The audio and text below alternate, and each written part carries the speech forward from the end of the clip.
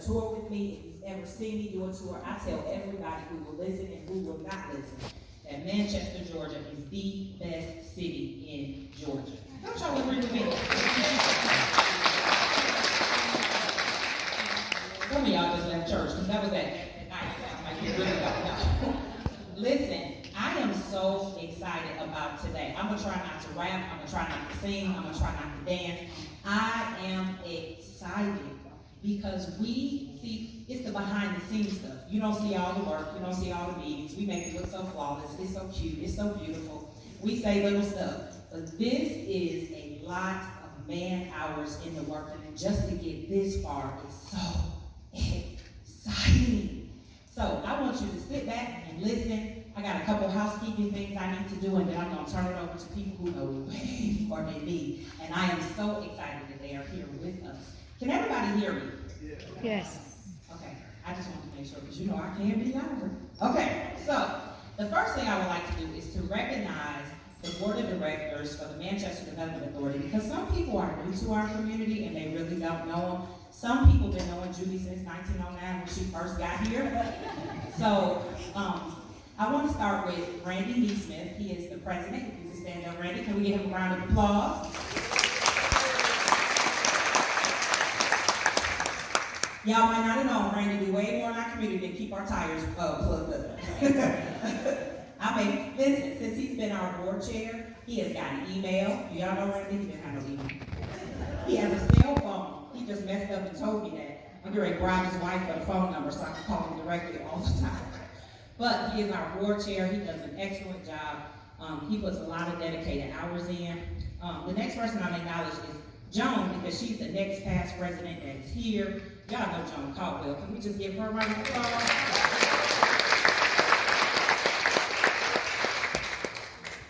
Next, I almost should honor Johnny because Johnny really answered the phone when I came to Judy and just gave me such great wisdom. I really appreciate it. But we have to take Joan Judy Foster Pike. Can we just give her a round of applause?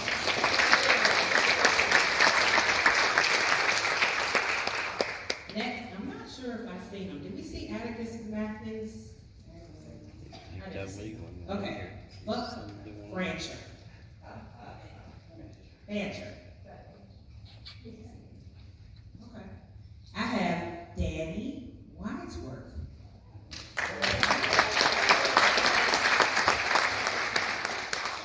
Next, I have Clint Cameo.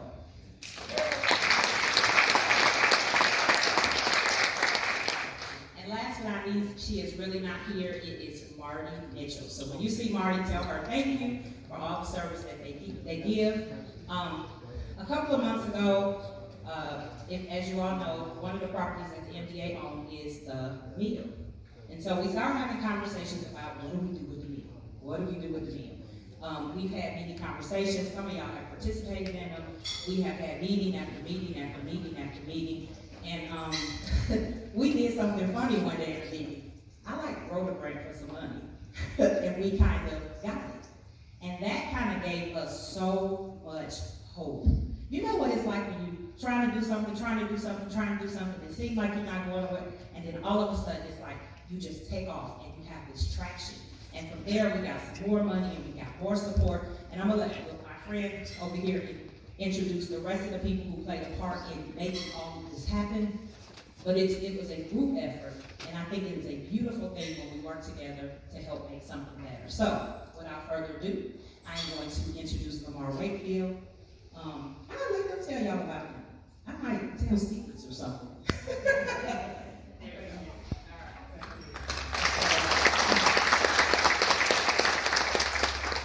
appreciate it. I started a company in 1980 called Wakefield Lees, and we merged with Nelson 4 years ago this January. So I went from 175 people in 5 offices in the South to 800 people and 23 offices around the country. So great platform for us. I've had a farm here for 22 years, and so I'm really interested in what happens to Manchester because I've been here for a long time.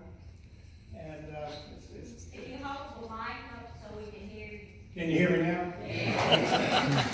Okay. So anyway, I've had a farm here for 22 years, so it's been a great thing for my family, and we've enjoyed Manchester, Georgia. Want to make it something special. Just as a background, before I let Alfred make some announcements, and then we'll get into the presentation. We're placemakers. We did the battery for the Braves. We did Avalon up in Alpharetta. We did Halcyon on 400. We're doing a really big project for the Diamondbacks, the Titans, the Brewers.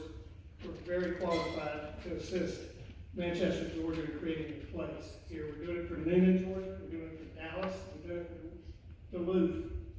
We've done it in Lawrenceville. We've done it in Wilburn. And it's that there that everybody wants, and it can attract business. And it's about programming space. It's about creating opportunities. And I think we're going to have a great team to be able to do that. So to start off, I'm going to let Alfred Denlinger, a new friend of mine, kind of open this up for us. Alfred. Thank you, Mark. We wanted to start with a prayer, and so Gary, if you could lead us real quick. Folks, let's bow our heads. Father, thank you for most of all your Son, Jesus. Thank you for the blood that forgives us of our sins. And just ask your blessings on this meeting. We know that if we try to do this on our own, it's in vain. And we know those folks watching over the city. You just help us all to realize that without you, this won't be successful. So we just honor you. Help us to honor you and give you glory for everything that we do. Thank you for these awesome people that are here this evening to help Manchester grow and to give opportunity to the community. In your name we pray. Amen. Thank you, Gary. I want to do a little review, and so many people have said, hey, Alfred, who are you and where did you come from? And so I want to give some thanks to Dale Mann, and I managed Dale's money. I'm an investment advisor. And for many years, he kept saying, Alfred, move to Manchester, move to Manchester. And I loved Manchester. My wife and I, Jolene, where she was in Grand Bear, next stop. And so we never could figure out how to get to Manchester. And 8 years ago, we almost bought the radio station, and we lost it in a foreclosure bid by $2,000. Sorry. And so we didn't get it. So fate, destiny, timing, however it works out. So last year, Mr. Mann passed away, and his son came to me and said, remember, you said when Dad dies, you wanted to buy the house. And I'm like, okay. So I immediately became a Manchester landowner to honor the family. And then shortly thereafter, I got introduced to Jerry Lofton, who was right here, and it snowballed, and I started meeting a lot of people, which then led to my wife and I buying the radio station on the one that I lost 8 years ago. So we're sitting here in Manchester and saying, hey, what do we want to do? How can we help this community? A community that I've fallen in love with, and I understand why people love it so much. Because when you walk the streets and you read the placards on the light and on the bricks, what a history that this city has. Well, the way fate has it, Jolene and I decided to leave Fayetteville, where we raised our children for 30 years.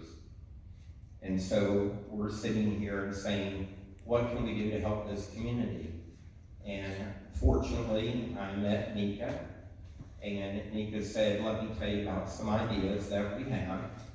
And I find myself at the middle with Nika, and I brought a client of mine called New South Construction to the meeting, and they fell in love with the mill.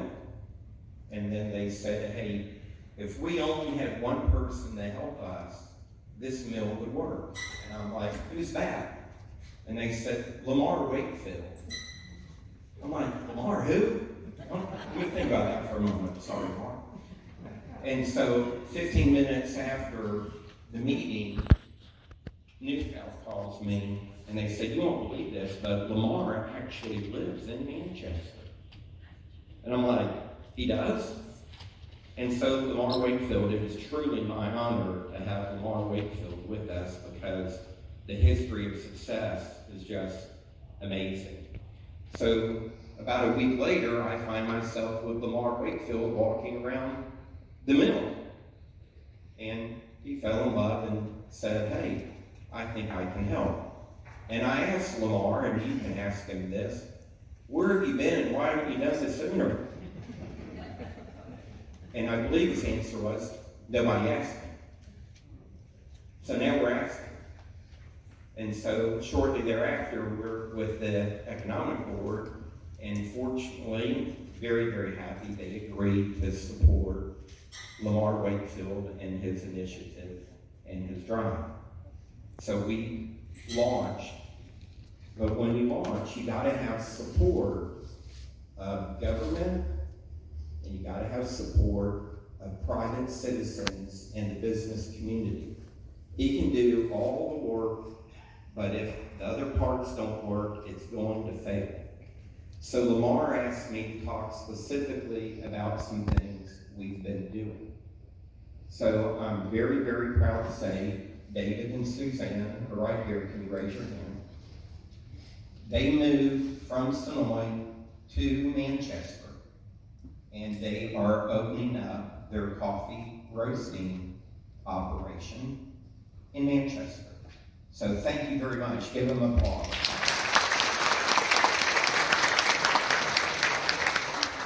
And we're also very pleased, Suzanne, for her career, books, talent for the entertainment industry, and she's been very helpful, and we've booked 3 shows, or we have booked 2 and have a third. 3, right here in the theater, and that's been incredible. And the initiative that she has is to make Manchester an economic and entertainment city. And the talent that she brings, well, we had them from Nashville and Kentucky, I think. And the next show that we have, and David performed, which did a great job. What's the next show? Piano entertainer, Matt Crampton. Christmas show on piano right here. What date is that? The 11th. 11th of December. And you get the tickets on Facebook. And I'm very happy. Lynn and the theater has been very, very great. Lynn, where are you? Yes, ma'am. The date has been changed on that children's show to the 18th. Okay, so there's been a change. December 18th. Okay. And Jolene, my wife, Jolene, could you stand up, please? Put her on the spot. And so Jolene is assisting with marketing and Facebook of the theater. So that is fantastic. And so I'm very happy. Ron and Vanessa, where are you? Can you please stand? And let's give them a round of applause. So they have agreed, and they have already started the remodel of an estate gallery furniture store on Main Street. And that is fantastic. So thank you very much. And also right over here, Gary, could you please stand? He gave blood prayer. Come on in, y'all sit down. Y'all come on in, find a seat. And so, very proud that Gary is remodeling the building here on Broad and Main, and he's putting in a 3-story furniture store similar to High Cotton in Woodbury. Thank you very much. So between that 21,000 square feet of furniture space marketed on the internet, we believe that is going to create traffic to Manchester. Now also I want to reference JT. Can you please stand up? JT, back up everybody. So JT is going to open up, as long as we have council approval and things go, next month, right? He's opening up a rooftop observation bar on the top of the building on Broad and Main Street. Congratulations. Good. I'm thinking some eggs on the rooftop. okay? So I'm also very excited. We have 2 different restaurant people that are in here that are looking to set up restaurants in this community. So,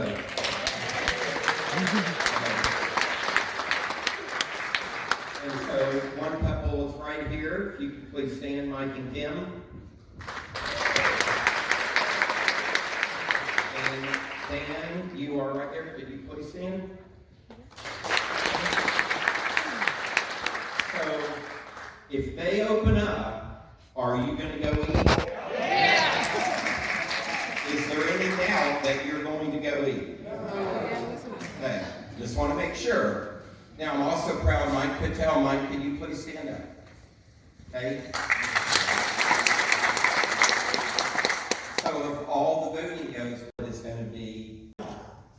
So, that would be fantastic. So, here's what we're trying to do.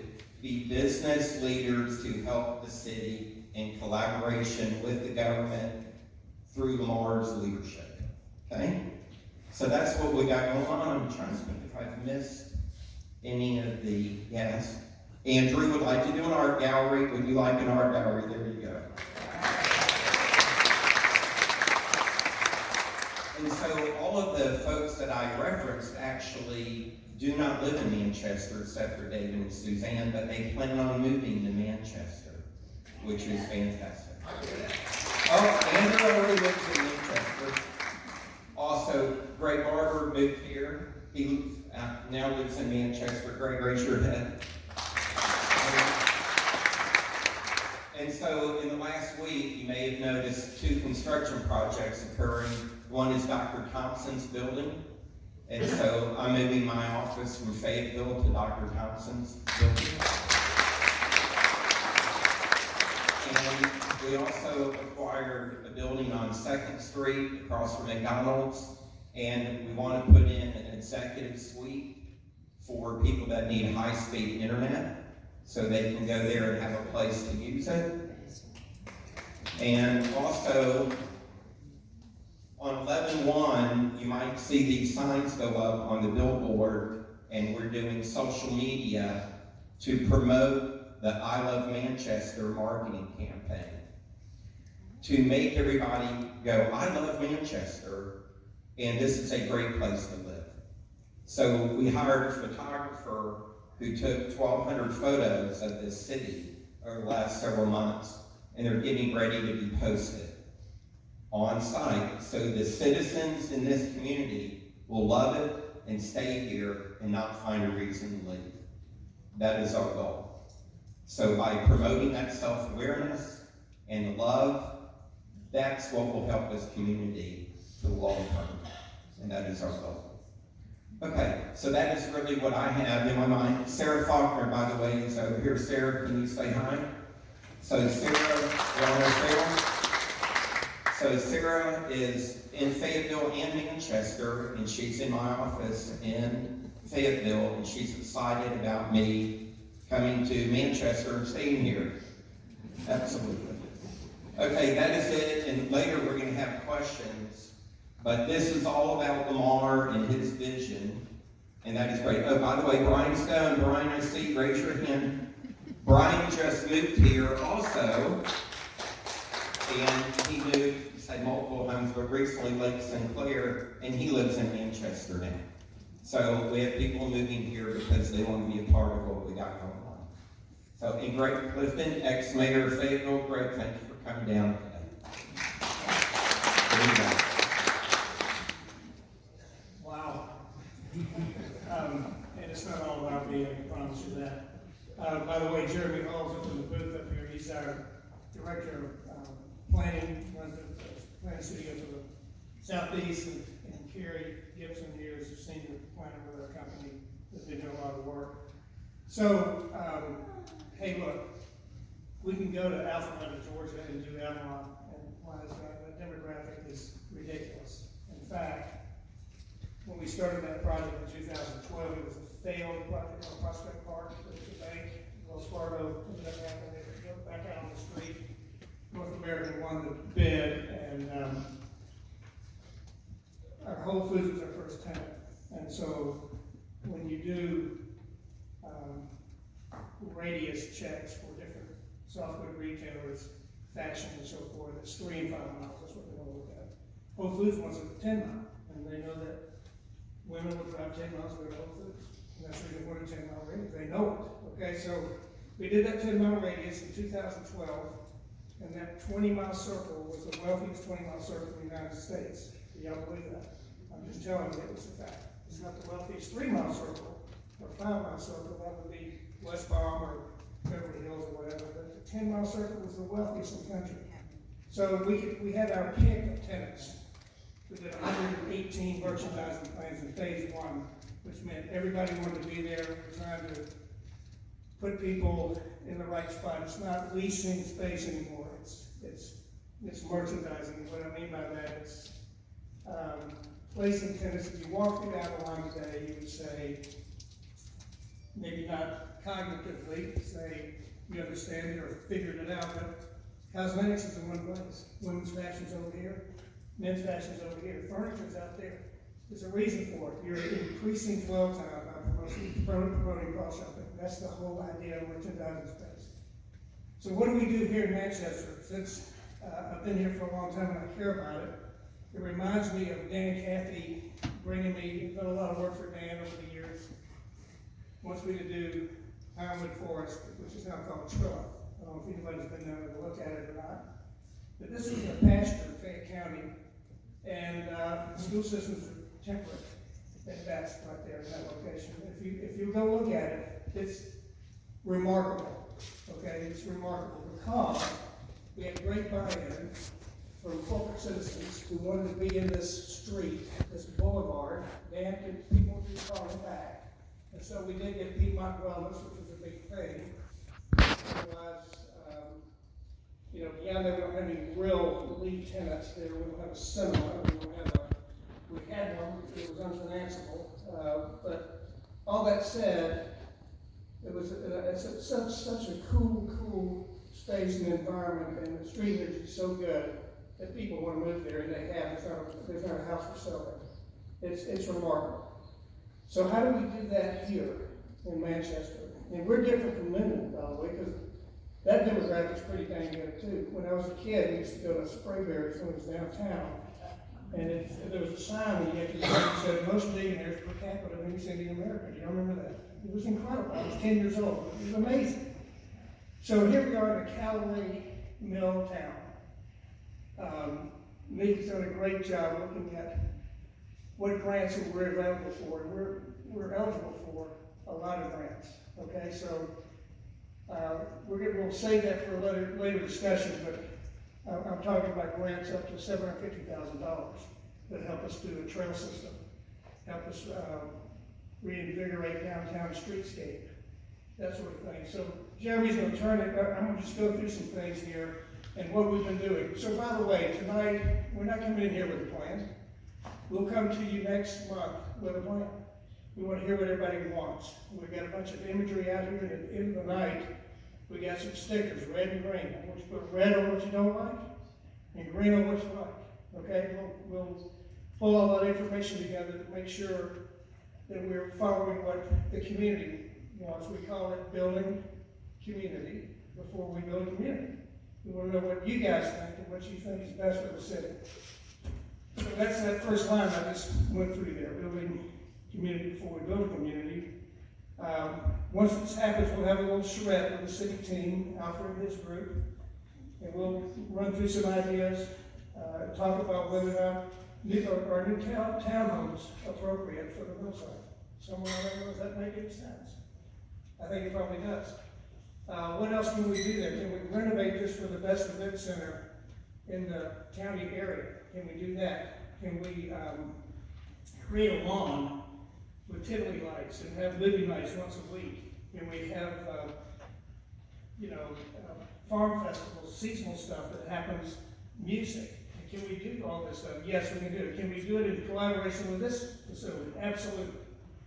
So we compiled the responses, as I said. We developed a master plan, several reviews, and then we finalized the master plan. So, like in Noonan, we finished our master plan. We actually did a social media blitz, where we asked 15 questions and got everybody's response, and you might be surprised, I was, 4,700 people responded. People care. Everybody wants to, they're there, they want to walk to it if they can. So, let's go to the next one, Jeremy. So here we are.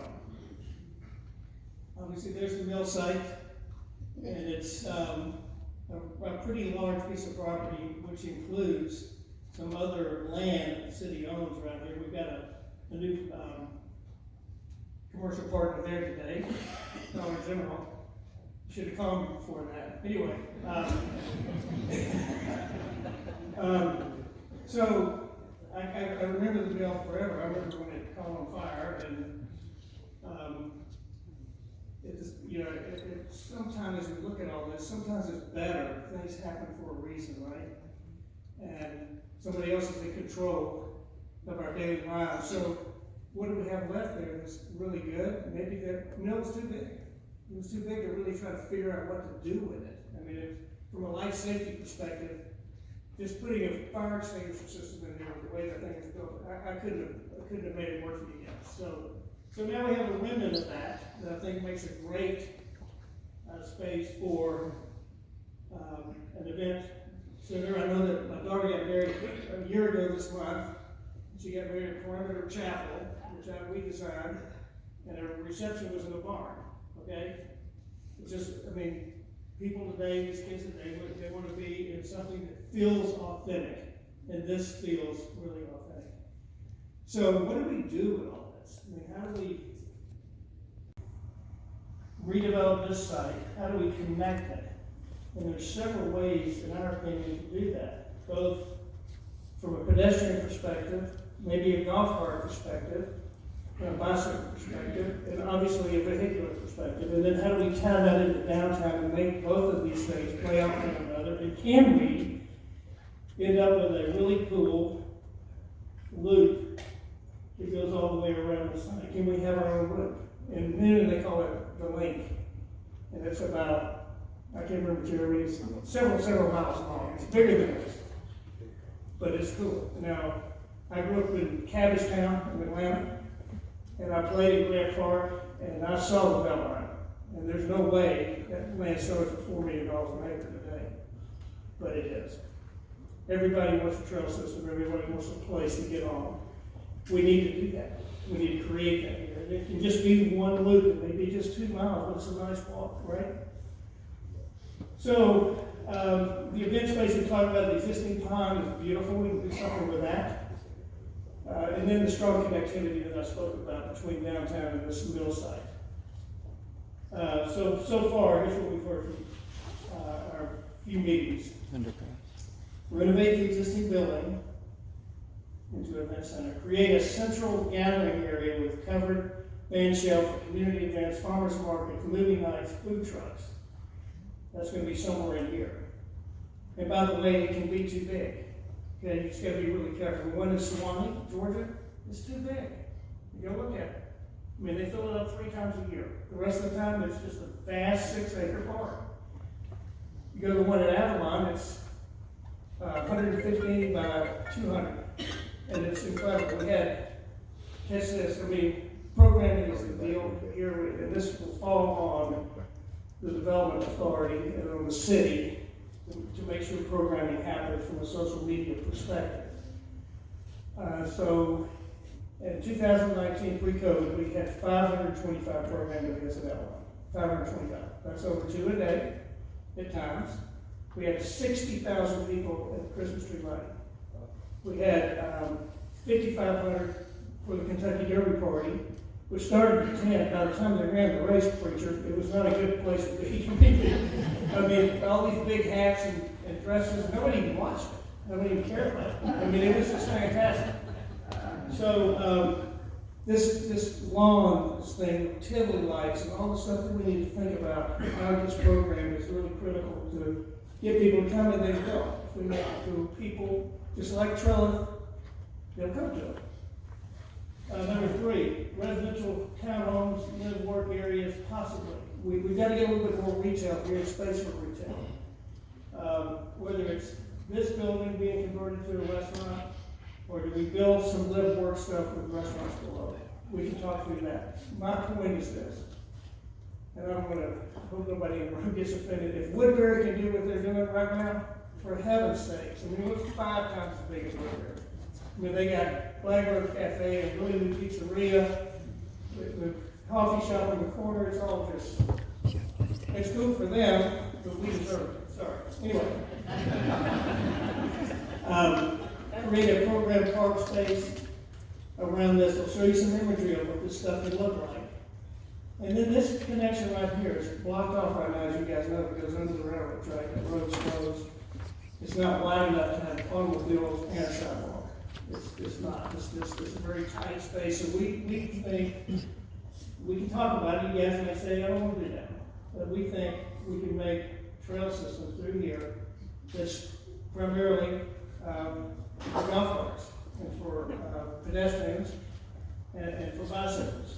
And so we also need to consider creating some other parking downtown. I don't know exactly, I don't know how many owners are in here, but there's some places that we can park in, and there's some other places we can figure out if we can get our hands on some of this stuff. How do we park that supplements this downtown? We really kind of want to park behind the building, create these cool paseos that go through to get to the main street. So we talked about that as number 6, which is one of our parking options as well. Potential to increase sidewalk width by reducing angle parking. Now, that's the reason we want to talk to everybody. We can show you how if we go to parallel parking, we make that sidewalk 20 feet wide instead of 12 feet wide, okay? That's good for outdoor eating, it's good for outdoor bazaar, it's good for a lot of art shows on the sidewalk. But at the same time, I don't want to get any of the retailers, saying, well, you're taking my parking away. So we might not be able to do it everywhere, or we might do it in some places. We also have all this historic bricks that we have to be real careful and how those are placed and how those are honored. So a lot to talk about there. And then, just distinctive gateways into the city, what does that mean? Y'all we did a town center for Peachtree Corners. Has anybody been up there recently? Now, coming to Peachtree Corners, you know it, brother.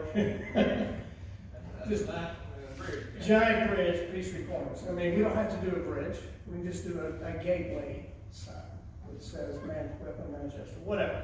There's a lot of ways to do it. We can even do it digitally if we want to. I like the authentic side myself, but and by the way, Peachtree Corners, this was a tough go for us because the south side of the city has really, really tough apartments. I mean, it's tough. So we started with a basic green space, programmed that, put a bunch of restaurants around that. The city did an amazing job of just keeping people there for all kinds of social events. People want to come to that. They want to see an art show. They want to come to a farmer's market. And right now it's unbelievably successful. And I got to tell you, it was one of the better ones for us because of, in some places on Peachtree Corners, it's tough. Demographic, it's tough. So what did I leave out, Jeremy? Anything? All right, what's next? So we want a public green space. Now, most of the green spaces we do anymore are, you don't have to tell anybody this, but they're artificial, okay? Because you can't keep them alive, all right? So they've got artificial turf now. It's so good. We have one at the Battery. If you've ever been to a Braves game, there's a big artificial lawn out there. One at Avalon that becomes the ice skating rink in wintertime is artificial. And it's fine. It means we're gonna have plenty of grass and on the lake and other places to go to, but a lot of times this is the hub, which is a project on 38. We're rolling these things out all over the country. It's just a big stage and a place for and small restaurants around it, and they do everything from movies to live music. And so this is the one at Avalon, of course. This is artificial turf as well. And then just the idea that we have to phase all this in as we go. I mean, what's wrong with having food truck night for a year, 2 years? Just let them come in, 5, 6, 7 food trucks come in, and we have a little concert or movie night or whatever the case is, it works. We actually have food trucks at Avalon, if you can imagine, these tenants would allow that to occur, because we have 480,000 feet of retail. And we have 16 chef-driven restaurants. So we still have food trucks. I don't get it, but they still come and people use them. So what's next, Jeremy? So some character imagery, and just think it through. Some of this, when you go put your stickers on there, you'll see things you like, things you don't like. But you guys have a beautiful lake. So maybe our farmer's market goes around the edge of the lake on one side. And then we'll have a couple of other images that show how we can handle the edge of the lake. But just whether we do a little band show like this or a temporary one that we just put up, doesn't matter. But someplace that, you know, to me, I like the movable ones because we can make the crowd smaller or larger depending on who's coming. You know, just whether do we want a splash pad? I mean, it's an unbelievable attraction. We have one at the Battery. We have one at Halcyon. If y'all been to Halcyon up on 400. We have one at Troa.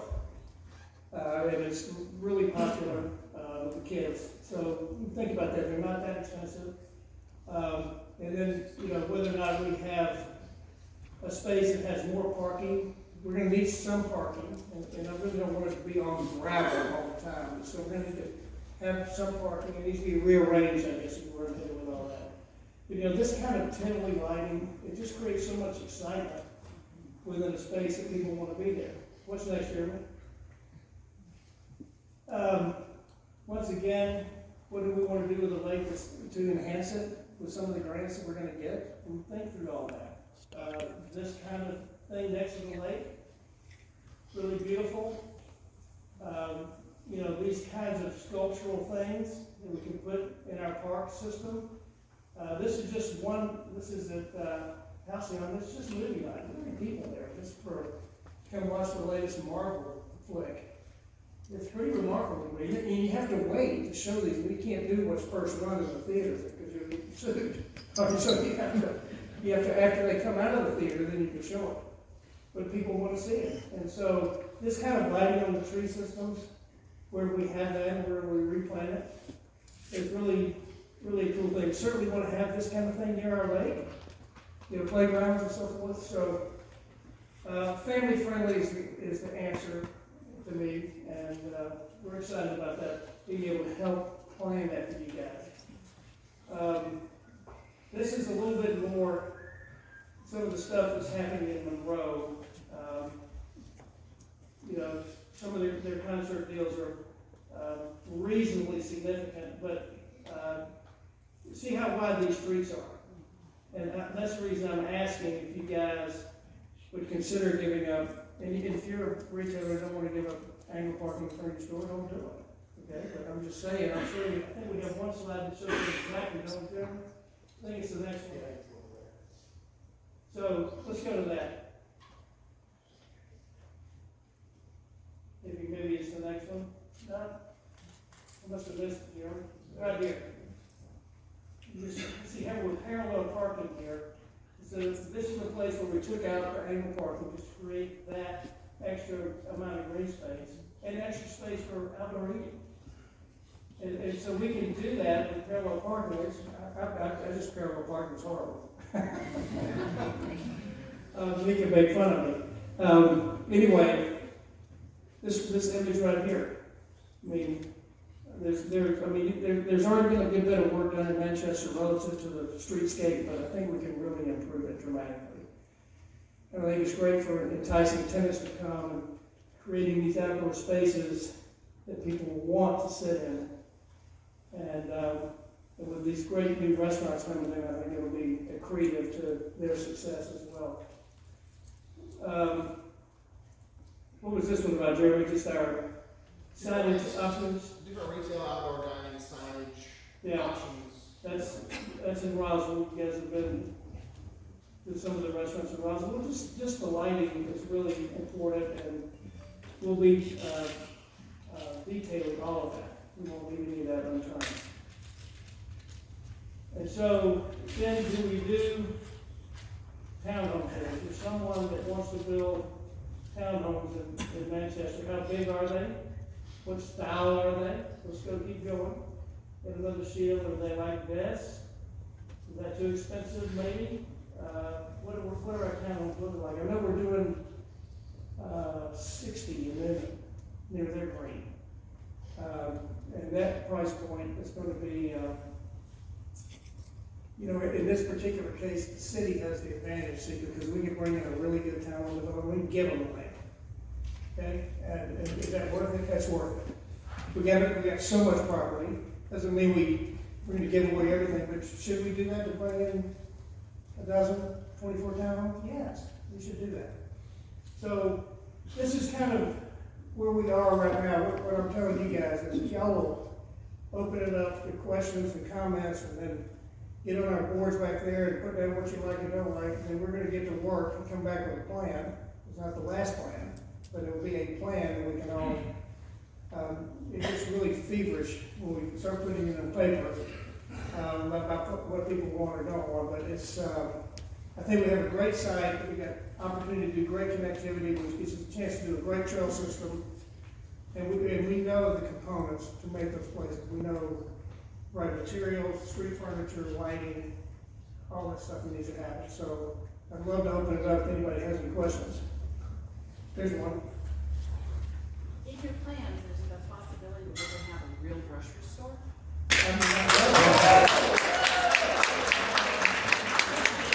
I'm not a developer, I'm a designer, but, you know, I was talking at length with Alfred this morning about that, and, what comes to mind for me is there's a possibility. Now, I mean, what happens to Piggly Wiggly, you know? I mean, what happens to, maybe people don't care, but at the same time, you're talking about 22,000 foot sprouts, that's a possibility. Illegal, they're 26,000, and Publix has a new 27,000 foot store. Okay, so they're gonna check all the, I promise you, before they open the store, you know, they got to do so much a week to make it happen. And so, I mean, I don't know about you guys, we go to Eagles, or we shop on the way down. That's just, we go to get ice, at Piggly Wiggly. Yes. Does it have to be a big box store? Wouldn't a couple of mom and pop grocery stores do better? If somebody wants to open one, I mean, I'm not, it's possible. We're rolling out a concept right now called Savie, S-A-V-I-E. They're in the Valley, they're 10,000 feet. And it's basic staples, milk, bread, prepared foods, a lot of wine and cheese, really cool. But yes, it's possible somebody could do it. I'd love for us to have a Sprouts come here as an example. I mean, I think that would be tailored to our community. And I know the right people to call about it, but we'll need a developer, maybe Alfred will do it, but we'll need a developer to finance it and build it for us. And in my opinion, if we negotiated something with Piggly Wiggly or whatever, this is way out of the box, I shouldn't even be talking about it, but if we did, we'd like to backfill that stuff, you know? We could fix that parking lot and backfill that space with something good, instead of just letting it go dark. It's going dark. Yeah. Anybody else? Yeah, but my grandson wanted me to ask if we would be interested in putting a skate park in, because then we don't have to go to LaGrange or Columbus to take them. I think skate park's a great idea. Carrie's writing that down. I love it. We put one in a couple of parks up in Forsyth County. They're really popular.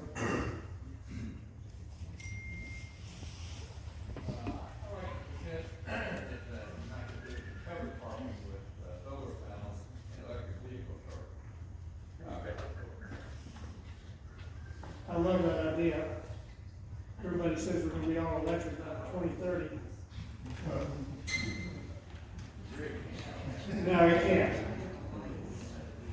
they're all, we're gonna have the option to buy General Motors products that all levels will be electric by 2030, that's what that means. I think if we did this, it's gonna be a lot more traffic for grocery store. Because several years ago, the daily traffic through this town was 19,000. It is. It is. So any opinions on where the grocery store should go?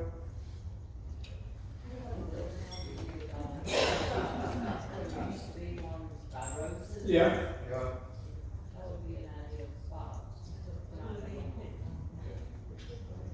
There's also some, property out there that used to be auto dealerships that would probably be an excellent place for a grocery store, somebody that can have parking and that sort of thing. I don't know, you know, if it's something that the owners would consider parting with or if it's something that's feasible with. Right. Currently have a for sale sign. Yeah, the one was a Ford dealership. I mean, depending on what the city owns, the downtown development authority, I mean, if we can find a piece of property they own and give it to them, I think it would really help us get somebody like that.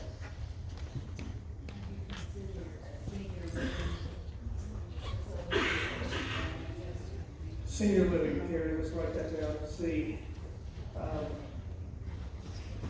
There's so many of those things going on now. I mean, look,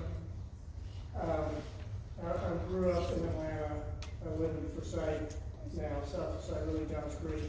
I've never seen, like we're a rush to the suburbs, I've never seen it. It's unbelievable. My daughter tried to buy a house, I think she offered her 26 different houses.